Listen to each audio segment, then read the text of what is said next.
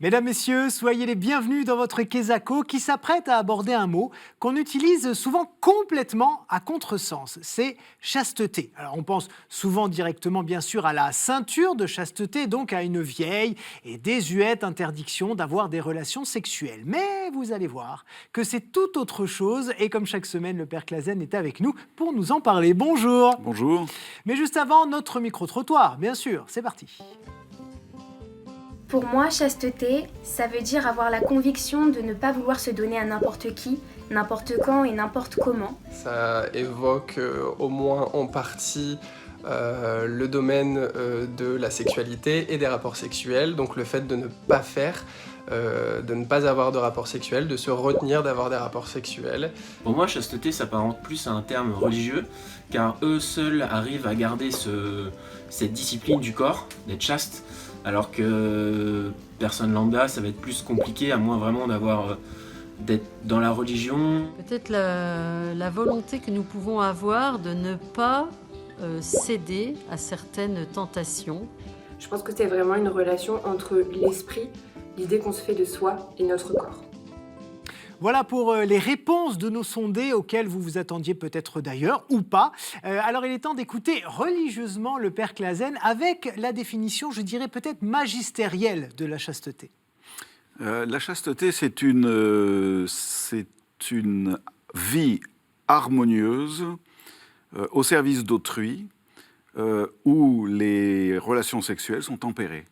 Donc ça n'a pas forcément de lien avec la sexualité, c'est aussi autre chose. C'est infiniment plus large.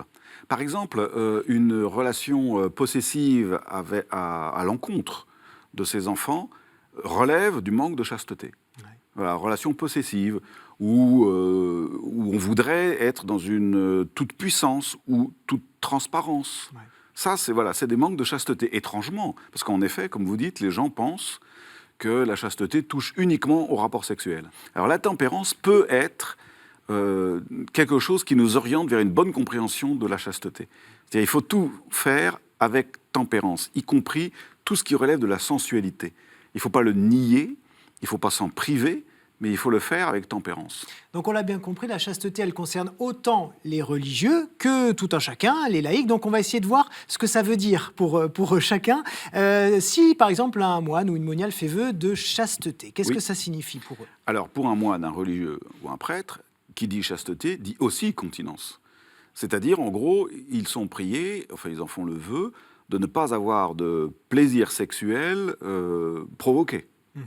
Ce qui n'empêche pas, parce que ce sont des hommes et des femmes, d'avoir des appétences sexuelles, d'avoir une vie sexuée. Vous voyez, une petite nuance. Il y a une nuance, oui, qui est très importante. Évidemment, on est un homme, on est une femme, et ça, on ne peut pas s'en priver. On peut même avoir des troubles sensuels, mais pas de pratique sexuelle voulue. Voilà, donc c'est une privation. Alors, c'est une privation que nous essayons de vivre en forme positive. C'est-à-dire, on va sublimer cette privation sur un domaine spécifique pour mieux développer les autres domaines. Voilà, justement, la question c'est quel sens est là cette chasteté pour vous ? Alors, il faut développer tout le reste de la vie sensible, de la vie affective, de l'amitié, de l'attention à autrui, du bien qu'on se porte mutuellement, toutes choses qu'on peut faire par la pratique de la sexualité. Mais qu'on peut également faire en dehors d'elle.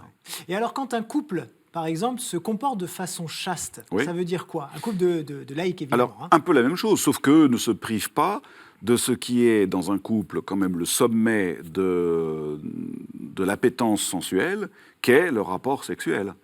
Mais alors, comment ça se concrétise pour eux ? Alors, mais les autres domaines de l'existence doivent être chastes aussi. Par exemple, un homme à l'égard de sa femme n'a pas à vouloir la dominer, n'a pas à vouloir, mais à la servir, et non pas à la servir, l'apostrophe. Oui. Voilà, parce qu'il y a un tempérament un peu machiste qui n'est pas chaste, qui dit c'est moi le patron, c'est moi le maître, qui tend à dominer sa famille. Ça, c'est pas chaste. Voilà, mais c'est donc, mais réciproquement, par exemple, on parle souvent d'un amour possessif des mamans à l'égard de leurs enfants. C'est un rapport qui n'est pas chaste. L'hyper-contrôle de ces jeunes enfants quand ils sont adolescents n'est pas chaste non plus. Parce qu'avec la pudeur qui commence à devenir extraordinairement repliée sur soi, ils ont besoin d'intimité, ils ont besoin de discrétion, ils ont besoin de ne pas dire. Oui. Voilà. Et des parents un peu invasifs manqueraient de chasteté en lui disant « mais mon petit garçon, dis-moi tout ». Ben non. Alors moi, je donne souvent un conseil aux jeunes gens qui m'en demandent, ça arrive, c'est que dans la vie, il faut avoir, du point de vue affectif, il faut avoir des lieux gratifiants, affectivement. Pas uniquement professionnellement ou intellectuellement. Il faut avoir affectivement des lieux gratifiants et il faut se laisser aimer. Voilà, c'est-à-dire il faut avoir des lieux où les gens nous aiment ce que nous faisons et il faut savoir en jouir. Mais alors c'est quoi ces lieux? Ça pourrait être quoi si c'est pas le travail? Ça peut être le travail. Le travail? Ça peut être les relations amicales, ça peut être l'admiration qu'un certain nombre de gens nous portent, pourvu que ce soit... Mesuré, Voilà, pondéré. c'est ça. Que ça ne nous transforme pas en quelqu'un, voilà. en un ego disproportionné. Encore une fois, ce serait peu chaste, Voilà. quoi, par exemple, de tout faire pour que les gens vous admirent. Ça, Oui. c'est pas chaste du tout. Ouais. Mais il ne faut pas hésiter, notamment, par exemple, un séminariste ne doit pas avoir peur des lieux qui sont affectivement gratifiants, où ils ont l'impression qu'ils font du bien. Il faut que ça aille dans les deux sens. Hein. C'est-à-dire, ils font du bien, ils aiment les gens, et ça leur fait du bien d'aimer les gens et d'être aimés. Et si on arrive à avoir beaucoup de la lucidité là-dessus, je pense qu'on peut conduire très facilement une vie où on investit les forces sexuées d'une manière chaste. Merci beaucoup, Père Clasen, pour tous ces conseils et toute cette analyse. Et puis merci à vous de nous avoir suivis. Je vous donne rendez-vous la semaine prochaine pour un nouveau Kesako. Ciao.